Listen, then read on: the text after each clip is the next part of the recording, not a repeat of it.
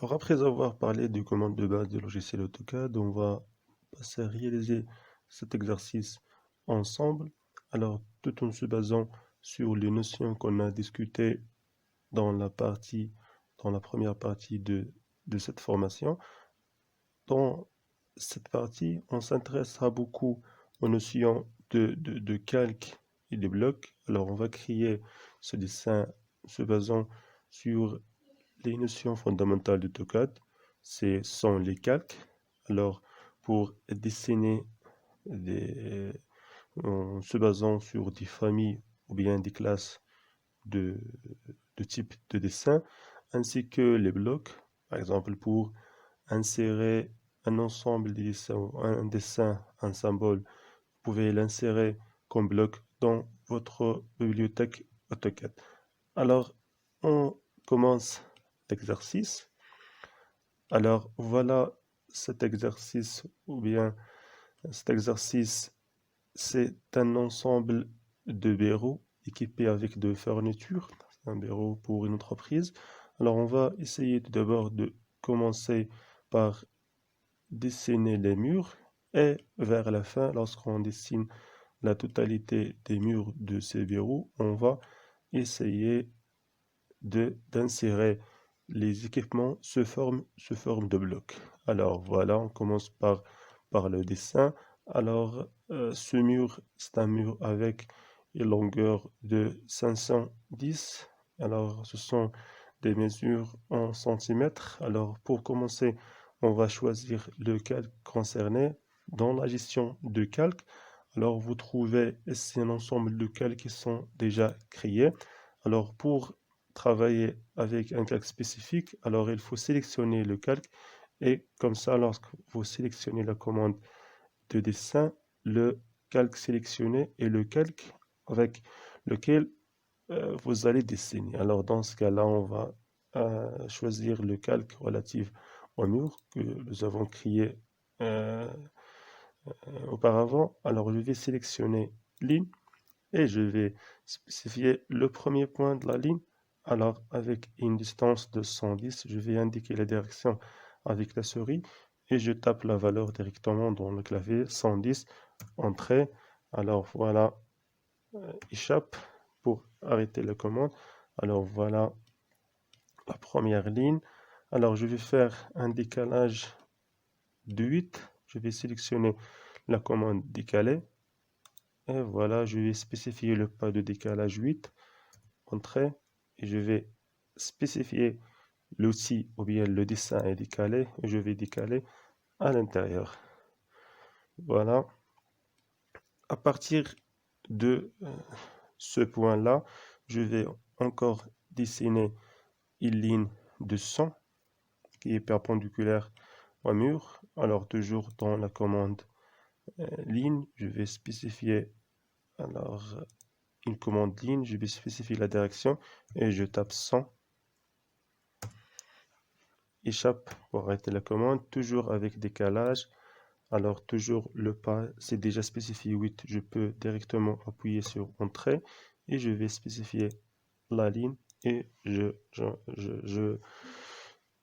clique à droite de la ligne pour spécifier le pas de décalage. Alors voilà pour extendre ou bien pour lier cette ligne avec l'autre, je peux travailler avec la commande prolonger. Alors je vais prolonger cette ligne. J'appuie sur Entrée pour valider tout et je vais cliquer sur cette ligne et sur cette ligne encore une fois. Voilà. Je vais aussi fermer cette partie et faire aussi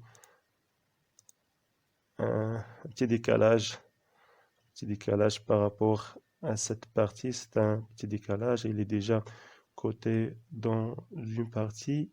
Alors voilà, il est coté dans une partie. La cotation, c'est 2,5. Je vais faire aussi un décalage de 2,5. Toujours le petit décalage. Je vais spécifier le pas de décalage 2,5 entrée. Et je vais sélectionner cette ligne et j'appuie à l'intérieur pour faire le décalage. Alors, pour faire cette deuxième mur, je peux travailler avec la commande miroir pour faire la symétrie de ce mur par rapport à l'origine, je vais travailler avec la commande miroir. Je vais spécifier les objets. Je vais sélectionner ce mur-là. Alors voilà, je valide avec la touche droite ou avec entrée et je vais spécifier l'axe de symétrie qui est le centre de ce mur-là. Voilà, je travaille toujours avec l'accrochage objet pour spécifier exactement le centre, ce point. Alors il faut juste indiquer 2 points dans la ligne de symétrie. Alors je clique non pour garder le premier. Alors nous avons maintenant créé le mur central qui va passer par le milieu de ce mur. Alors, pour la longueur ou bien la distance de ce mur, c'est de 300, comme il a déjà côté de cette partie. Alors, on va essayer de dessiner ce ligne, alors jusqu'à l'intersection avec l'extrémité de bureau suivant. Alors, pour cela, nous allons sélectionner la commande ligne. Je vais chercher le milieu alors avec l'accrochage objet. Alors le triangle indique toujours le milieu de, de, de, de dessin ou bien de n'importe quel segment. Voilà, j'active le mode auto. Je vais indiquer la direction avec la souris et je tape la valeur de 300 entrée. Voilà. Je vais essayer encore de faire un décalage. Alors, nous avons deux lignes, une ligne à droite et une ligne à gauche, avec un décalage de à peu près 3,8. Je vais sélectionner la commande décaler. Voilà. Je spécifie le pas de décalage qui est de 3,8. Entrée.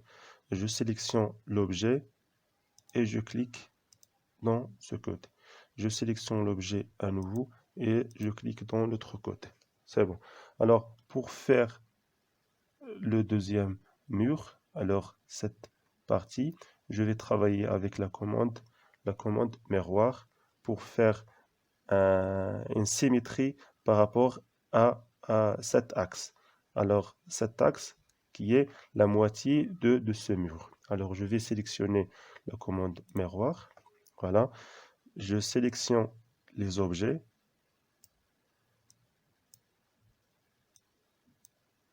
Je valide par la touche droite et je spécifie l'axe de symétrie. Je cherche le milieu. Alors, je spécifie 2 points de l'axe de symétrie. Et voilà. Voilà. Alors, maintenant, il est créé. Alors, je garde l'objet de référence. Je clique sur non pour ne pas l'effacer. Voilà. Alors maintenant, alors ce mur il est créé, ce deuxième mur il a été aussi créé. Voilà.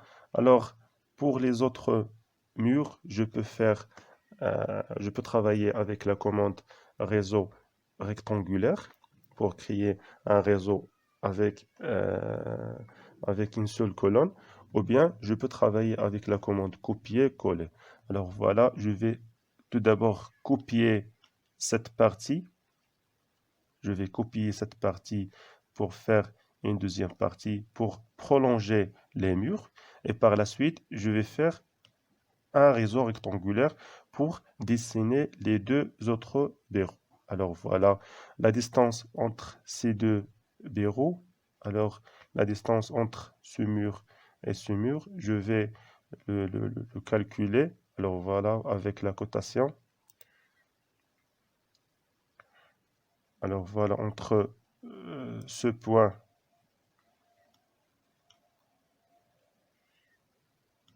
l'extrémité du premier et l'extrémité de l'autre, voilà, c'est à peu près 251,5. 251,5. Je fais effacer cette partie. Alors, la distance entre les murs, c'est 251,5. Je peux travailler avec la commande copier. Voilà, je sélectionne la commande copier. Je spécifie les objets.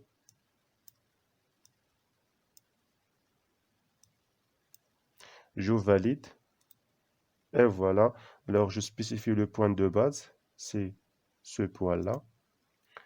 Et j'indique la direction. Comme pour le dessin des lignes des polylignes, la même chose pour les commandes de modification de coupé. Je peux indiquer la direction et taper directement la valeur. La valeur de la distance, c'est 251, comme nous avons déjà mesuré, 0,5. Et voilà. Alors, le mur, il est créé.